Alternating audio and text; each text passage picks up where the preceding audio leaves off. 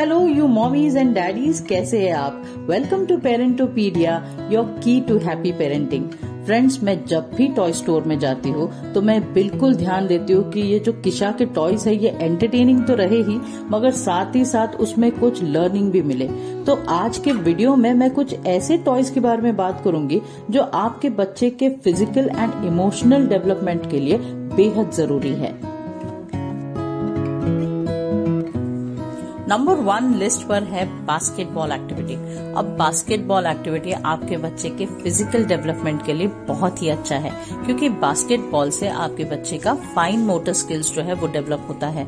अब देखिए ना, इस एक्टिविटी में भागना, दौड़ना, बॉल को उछालना, उसे ड्रिबल करना, उसे एम करना, वहीं पे उसे फेंकते रहना, ये प्रैक्टिस बहुत होता है और इससे बच्चे जो है वो बहुत ज्यादा स्ट्रांग होते जाते हैं। उनकी हड्डियां मजबूत होती हैं, उनके मसल स्ट्रेच होते हैं तो मसल्स भी स्ट्रेंथन होते हैं and it's a happy game for them.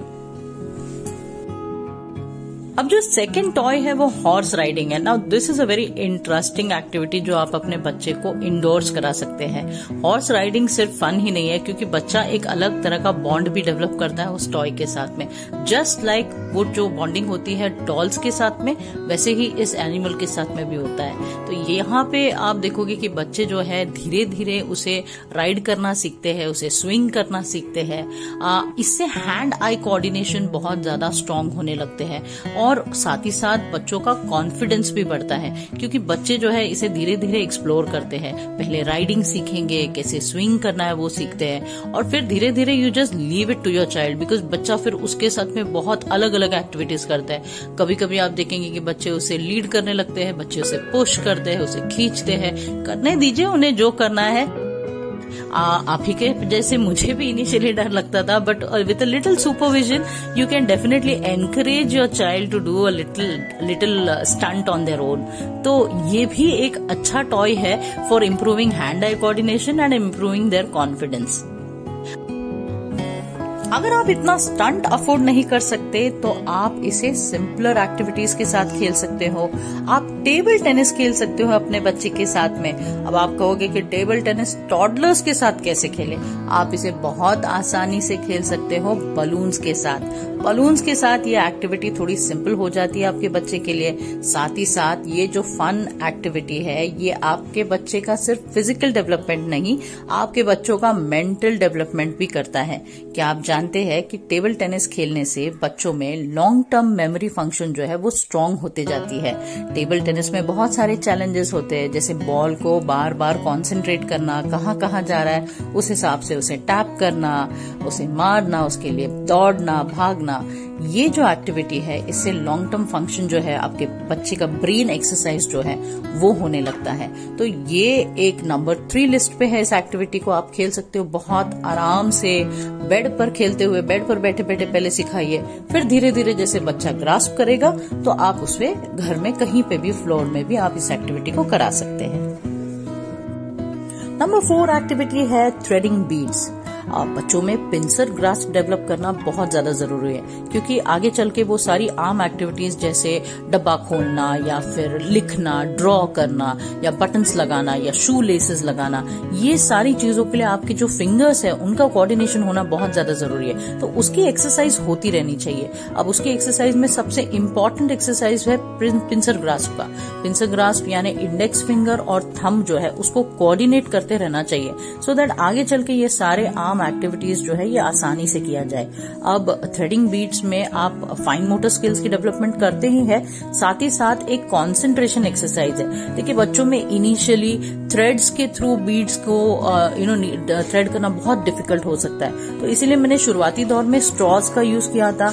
अब आप कलरफुल स्ट्रॉज को ला सकते हो। इस गेम को अलग अलग तरीके से आप खेल सकते हो।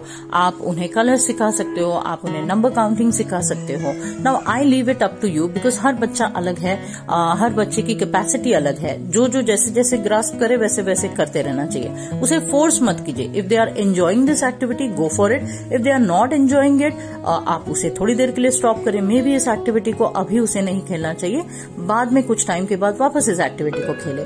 तो आप ये एक एक्टिविटी जरूर कर सकते हो indoors. The next activity is building blocks. अब बिल्डिंग ब्लॉक्स आप दो तरीके से खेल सकते हैं। पहला ये कि आप अपने बच्चे को सिंपली उस ब्लॉक्स को दे दीजिए और उसे जैसे जोड़ना है, जैसे लगाना है, उसे करने दीजिए। Just show them some basic things. दूसरा तरीका ये होगा कि आप एक सैंपल मॉडल दे दीजिए। अब ये उन्हीं बच्चों को दिया जा सकता है जो बच्चों का एज जो है 2 साल के ऊपर है। कभी कभी शायद 1.5 साल के बच्चे भी इसे ग्रास्प कर सकते हैं, बट सी कि आपका बच्चा किस तरह से ग्रास्प कर रहा है। इफ आप ज्यादा फोर्स करेंगे तो दे विल गेट इरिटेटेड। तो आप सिंपली इसे एक सैंपल मॉडल बना के दीजिए और बताइए उन्हें कैसे करना है, and accordingly they will do it. अब इससे बच्चों के प्रॉब्लम सॉल्विंग स्किल्स जो है वो बढ़ जाती है, क्योंकि आपके बच्चे के पास एक प्लान है, उसके दिमाग में ये चल रहा है, उसे वो वैसे बनाना है, एंड देन वैसे चैलेंजेस आते हैं तो उसे ओवरकम करते हुए वो बढ़ते हैं।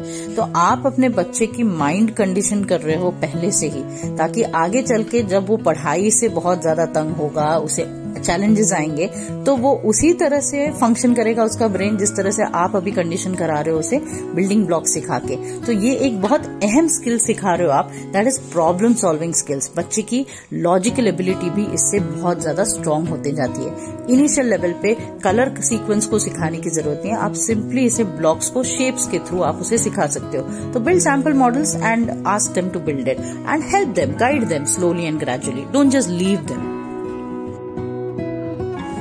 The next activity is painting. Painting किसे अच्छा नहीं लगता, हर बच्चे को कलर्स देखते हुए बहुत खुशी मिलती है। तो आप डिफरेंट कलर्स सिखा सकते हो बच्चों को, मगर हाँ पेंटिंग में ये एक डर होता है कि हर बच्चा जो है कलर्स जो है वो या तो मुंह में डालेगा, ब्रश मुंह में डालेगा, तो हार्मफुल केमिकल्स का डर हमेशा लगा रहता है। इसीलिए मैंने किशा के साथ एक सेफ कलर मैट है जिसमें इन्वेस्ट किया है, जिसमें आप पेंट ब्रश के थ्रू भी इस एक्टिविटी को खेल सकते हैं।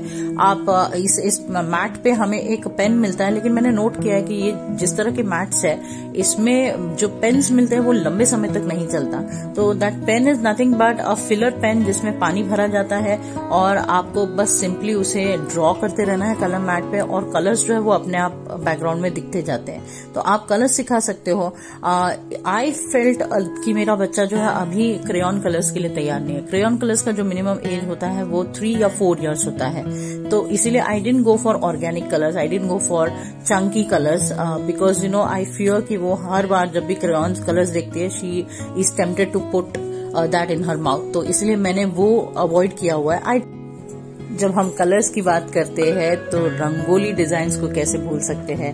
तो इस बार जब दिवाली थी तो मैंने किशु को रंगोली से खेलने के लिए मैंने उसे अलाउ कर दिया था, and she enjoyed it. Neighbouring kids they are playing with her, and इसमें मैंने उससे कुछ डिजाइन निकाल के नहीं दिया, कुछ नहीं। I simply gave her the rangoli, and वो उसे बहुत देर तक, काफी देर तक उसे खेल रही थी। She was exploring colours, she was exploring the texture of the colours. तो ये आप दे सकते हो। हर फेस्टिवल जो है वो मौका देता है बच्चों को इन सारी चीजों को एक्सप्लोर करने के लिए। Of course with a little supervision इस गेम को बहुत एंजॉयबल भी आप कर सकते हो। तो यू गो फॉर इट। एक बच्चे का सबसे बड़ा टॉय कौन है? आप हो। आप उस बच्चे का सबसे बड़ा खिलौना हो, क्योंकि जब आप टॉयज खरीदते हो तो क्या आप उस टॉय को सिंपली अपने बच्चे के सामने रख देते हो?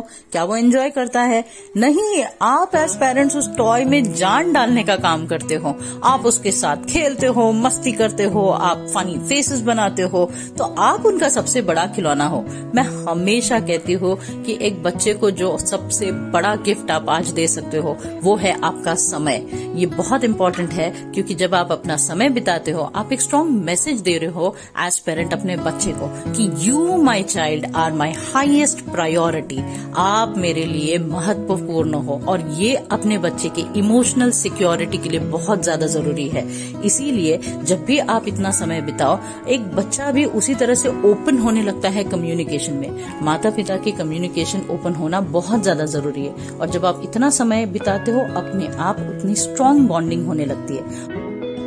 जब बात आती है फैमिली की, तो फैमिली मेंबर्स भी उतना ही इम्पोर्टेंट रोल प्ले करते हैं आपके बच्चे के जीवन में। तो खेलने दीजिए उन्हें। Let them play with their grandparents, let them play with their favourite uncles and aunties, and let them create those beautiful memories that they will cherish for a long time, and let them enjoy their childhood.